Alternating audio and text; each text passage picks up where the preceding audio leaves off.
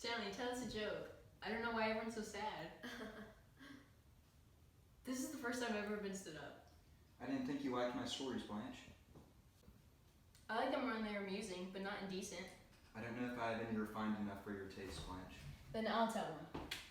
Tell a story, Blanche. You used to be good at telling them. Let me see now. I must run through my mind. Oh yes, I love parrot stories. Do you all like parrot stories? Well, there's this one about the old maid and the parrot. This old maid, she had a parrot that cursed the blue streak and knew more vulgar expressions than Mr. Kowalski. Huh?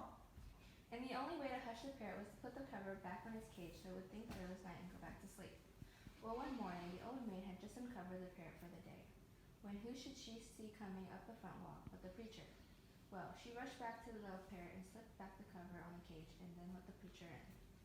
And the parrot was perfectly still, just as quiet as a mouse. But just as she was asking the preacher how much sugar he wanted in his coffee, the parrot broke out the silence with a loud and said, "God dang, what a short day."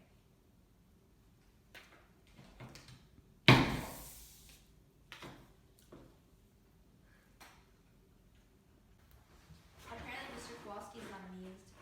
Mr. Kowalski is too busy making a pick of himself to think of anyone else. That's right, baby.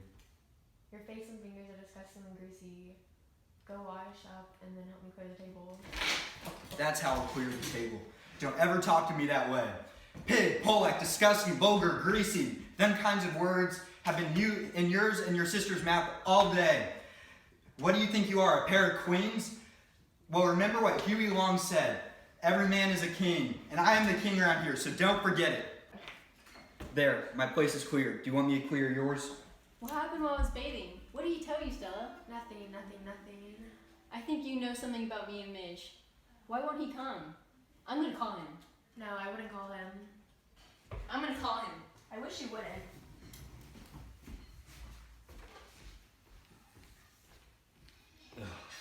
I hope you're pleased with your doings. I've never had so much trouble swallowing food in my life. Look at that girl's face in an empty chair. Hello, Mr. Mitchell, please.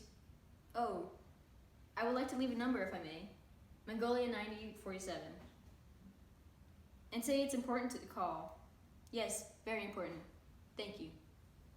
So it's gonna be right after she goes, and after you've had the baby, it's gonna be sweet with nobody's sister behind the curtains. Steve and Eunice. Come on back in. Blanche? Yes. Oh, those pretty little candles. Oh, don't burn them, Stella. I certainly will. You ought to save them for the baby's birthday. Oh, and I hope the candles are going to glow in his light. And I hope that his eyes are going to be like candles.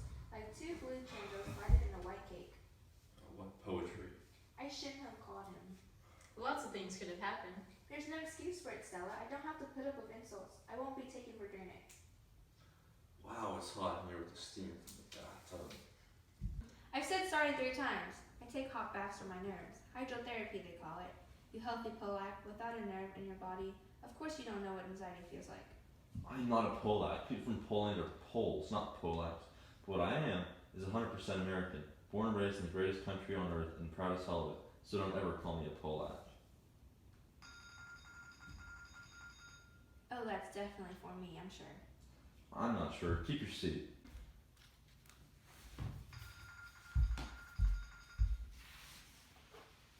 Hello? Hello, Mac?